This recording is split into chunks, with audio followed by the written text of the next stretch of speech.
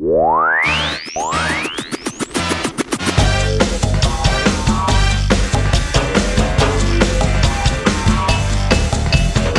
반갑습니다.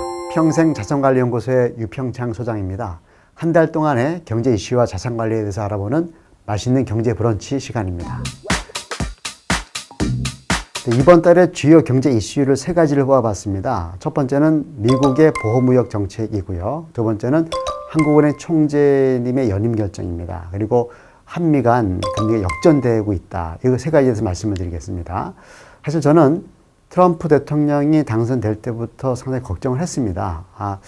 어떻게 보면은 이거 저의 사견일 수 있습니다만, 정치가가 이제 기업가 출신이 되게 되면 국가 경영을 기업 경영처럼 할 수 있다. 이렇게 생각을 했었거든요. 그러면 결국은 협상의 어떤 다 재료를 보는 거거든요. 안보까지도. 그래서 지금 뭐 도널드 트럼프 대통령이 관세를 부과하겠다. 이러한 정책을 펼치고 있습니다. 물론 그 백악관 내에서도 여러 의견이 있는 걸로 알고 있습니다만, 결과적으로 이렇게 되면은 유럽이라든가 중국이라든가 이런 거대 경제권의 그 국가들과 충돌이 불가피하거든요. 그런 관계에서 우리나라처럼 중국과 유럽과 미국 쪽에 수출을 많이 하는 나라는 뭐 고래 싸움 새우 등 터진다고 이런 일이 생길 수가 있습니다. 한번 살펴보겠습니다. 자, 이렇게 보호무역주의가 확산이 되면 세계 전체적인 GDP가 하락될 수밖에 없습니다. 일시적으로 무역이 위축이 될 수밖에 없겠죠. 그리고 이렇게 이제 우선 철강과 알루미늄 쪽에 대해서 먼저 각각 25%하고 10% 정도의 관세를 부과하겠다고 나오고 있어요. 지금 미국 쪽에서는. 그렇게 되면 관련된 물건들이 값이 올라가겠죠, 당연히.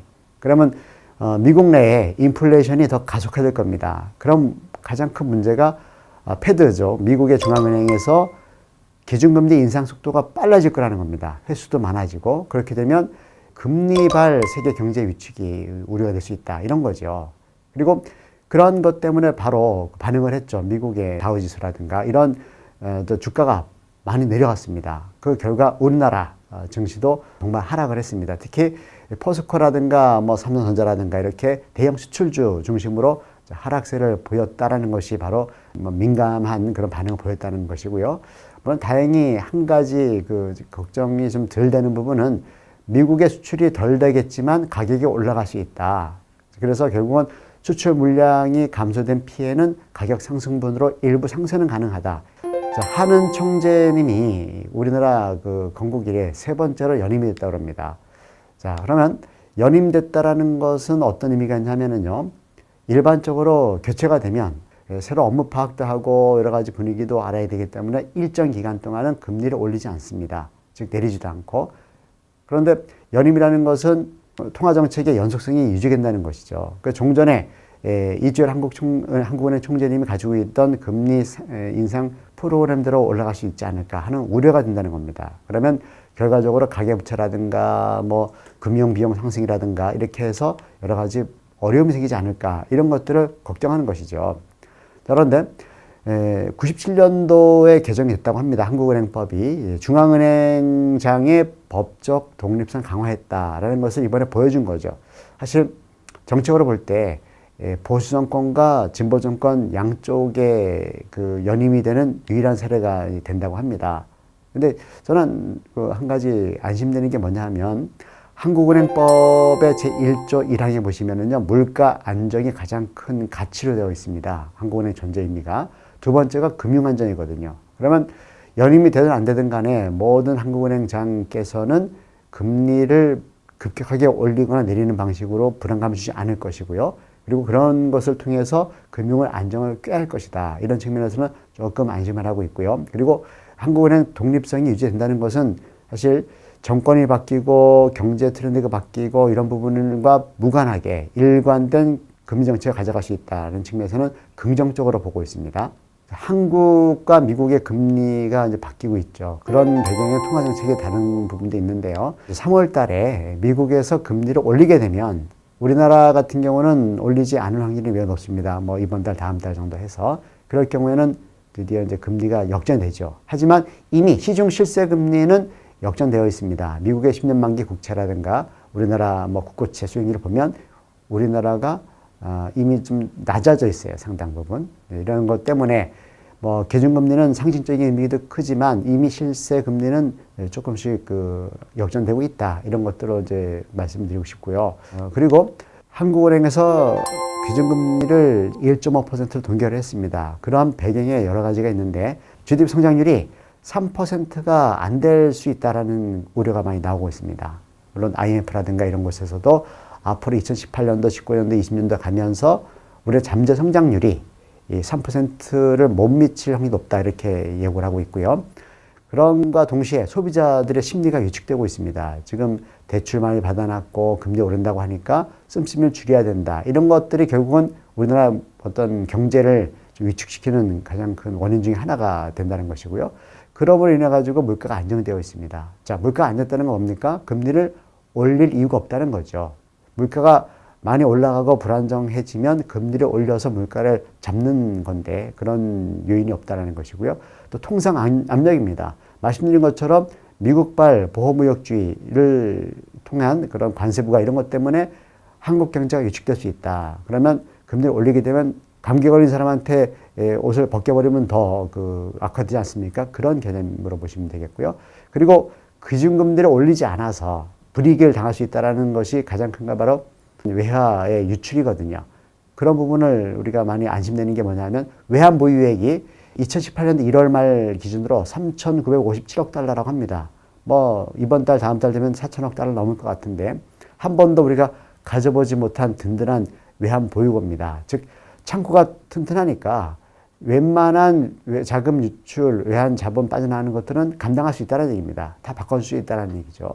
물론 97년도에 IMF 사태를 겪었는데 그때 외환위기 때 우리 이 나라가 갖고 있던 외환 보유액이 200억 달러 정도밖에 되지 않았다고 합니다. 거기에 비하면 매우 많은 우리 곡간을 가지고 있다. 그래서 어느 부분까지는 달러라든가 이런 자금들이 빠져나가는 것을 다 우리 감당할 수 있다라고 보는 것이죠. 그리고 여전히 경상수지 흑자가 이어지고 있습니다. 그래서 경상수지 흑자의 가장 큰 모멘텀은 무역수지인데 이 부분이 흑자가 나고 있기 때문에 외환보유액은 계속 쌓이고 있다. 이런 것들이 좀 안심이 되는 부분이고요. 7대 경제지표로 한번 알아보겠습니다. 우선 경기지표입니다. 소비자 물가 상승률이 1.4%로 전년 동월 대비해서 좀 올랐습니다. 그 전달은 1.0%에서 조금 올라간 모습이고요. 소비자 심리지수하고 제조업 업황 실적 BSI 지수는 좀 내렸습니다. 심리가 좀 위축된 면이 없잖아 있고요. 무역 수지는요, 여전히 흑자 행진을 이어가고 있습니다. 그 덕분에 우리나라의 외환 보유액이 사상 최고치를 계속 경신하고 있는 중입니다. 종합적인 경제 심리 지수는 조금 올랐습니다. 네, 주가 지수입니다. 2월 달에 캔들 차트 월봉 기준입니다. 제가 관찰하고 있는 6가지 지표 모두 다 하락세였습니다. 사실 중폭 이상 이렇게 하락이 됐는데요. 이런 부분은 보기 힘든 그런 그림이 되겠습니다. 아마 그 배경에는 이제 트럼프발 보호무역주의라든가 이런 부분들이 원인이 있는 것으로 보여집니다. 그러니까 금리 쪽입니다. 사실 금리는 가장 중요한 이슈가 되고 있죠, 지금 현재. 금리의 대장주죠. 3년 만기 국고채 수익률이 2.27%, 2월 한 달의 평균입니다. 그래서 전달보다 소폭 상승을 했고요. 은행과 상호저축은행의 최고금리도 조금 올랐습니다. 그래서 은행권에서도 이제는 2% 턱걸이하는 금리를 발견할 수가 있고요. 대출 받은 분들 코피스 금리 상당히 신경 쓰이시죠. 조금 올랐습니다. 다행인 것은 신규 취급액은 거의 약보합으로 이렇게 되어 있습니다. 그래서 1,450조라고 하더라고요, 가계부채가. 이런 가계부채가 만약에 금리가 1%포인트가 올라간다고 치면은 엄청난 그런 무려 14조 정도의 어떤 소비가 위축되거나 가계 부담이 커질 것으로 이렇게 보는 경우가 있기 때문에 금리는 쉽게 오르기는 쉽지 않을 거다 이렇게 보겠습니다. 환율입니다. 환율은요, 우리나라처럼 어떤 수출과 수입에 많은 비중이 있는 나라는 매우 민감할 수밖에 없거든요. 그래서 보면 생각보다 안정되어 있습니다. 강달러라 그래가지고 1달러 대비 원화의 환율이 1,100원, 1,200원 이렇게 갈 걸로 작년에는 봤었는데 의외로 좀 우리 약달러가 돼서 좀 안정적인 모습을 보여주고 있습니다. 통화량 부분은요, M2 같은 경우는 약보합이고요. 그리고 주식형 펀드 잔액은 꾸준하게 좀 오르고 있는 모습입니다. 그 외 투자자 예탁금이라든가 코스피 주식거래 대금은 약보합세를 보여주고 있습니다. 원자재 쪽입니다. 두바이유는 배럴당 2.93달러가 올라서 62달러 정도가 되고 있고요. 금시세는 뭐 거의 변동이 없습니다. 그만큼 안전자산 쪽에 대한 선호가 크지 않았었다, 이렇게 이제 볼 수가 있겠습니다. 부동산 쪽인데요. 지금 우리나라 부동산은 이제 양극화가 완전히 좀 자리가 잡히고 있는 이런 모습을 보여주고 있습니다.